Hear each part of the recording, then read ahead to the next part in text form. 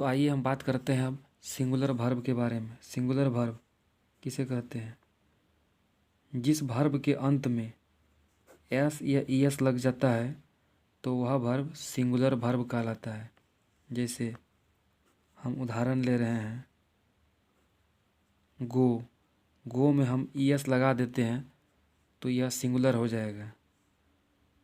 जैसे read, read में S लगा देते हैं तो रीड्स बन जाएगा और यह एक सिंगुलर वर्ब बन जाएगा। उसी प्रकार राइट में अगर एस लगा देते हैं तो यह सिंगुलर वर्ब बन जाएगा। इसी प्रकार टीच, टीच में अगर हम ईएस लगा देते हैं तो यह सिंगुलर वर्ब बन जाएगा। और उदाहरण लेते हैं हम, जैसे एराइज में हम अगर एस लगा देते हैं तो यह भी सिंगुलर बन जाएगा। रन, रन में एस लगा देते हैं तो सिंगुलर बन जाएगा। स्लीप में अगर एस लगा देते हैं तो यह सिंगुलर वर्ब बन जाएगा।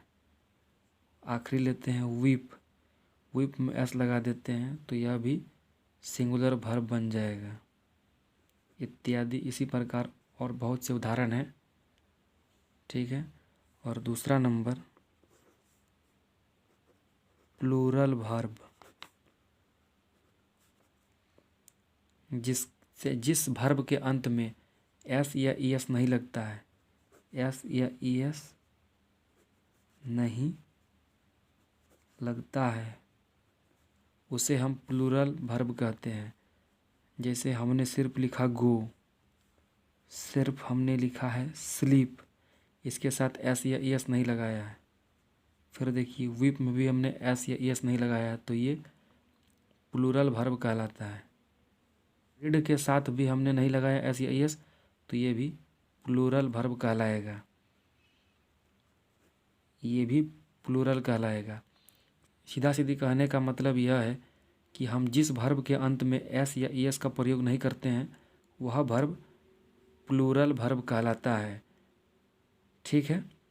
तो इसका उपयोग कहाँ होगा? देखिए, सिंगुलर सब्जेक्ट के साथ सिंगुलर वर्ब का प्रयोग होता है दूसरे नंबर पे, जबकि प्लूरल सब्जेक्ट के साथ प्लूरल वर्ब का प्रयोग होता है। इसका उदाहरण हम आपको समझा रहे हैं आगे।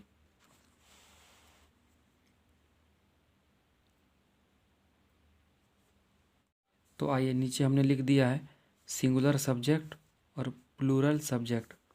तो सिंगुलर सब्जेक्ट के अंतर्गत आता है ही, सी, इट और किसी का नाम, etc। ठीक है।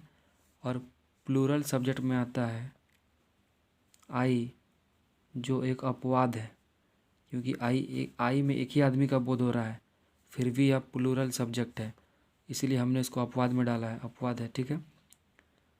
फिर यू है, वी है, दे, etc। ठीक है। जैसे हम उदाहरण के माध्यम से आपको हम समझाना चाहते हैं, जैसे ही प्ले।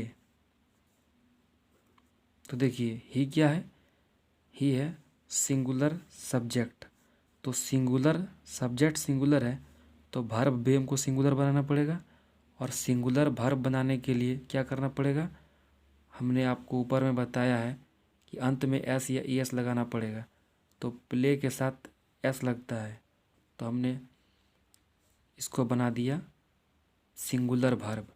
सब्जेक्ट सिंगुलर, वर्ब भी सिंगुलर। दूसरा उदाहरण लेते हैं हम, राम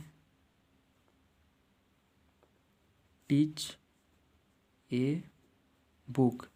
तो देखिए राम सिंगुलर सब्जेक्ट है तो वर्ब भी सिंगुलर सब्जेक्ट बनाना पड़ेगा, और सिंगुलर सब्जेक्ट बनाने के लिए एस या ईएस लगाया जाता है, तो हमने लगा दिया। ठीक है, आपको समझ में आ गया होगा। तीसरे नंबर पे क्या है? You write a letter. You write a letter, you plural subject है तो वर्ब भी इसका प्लूरल सब्जेक्ट है, हमने एस और ई एस इसमें नहीं लगाया है। ठीक है।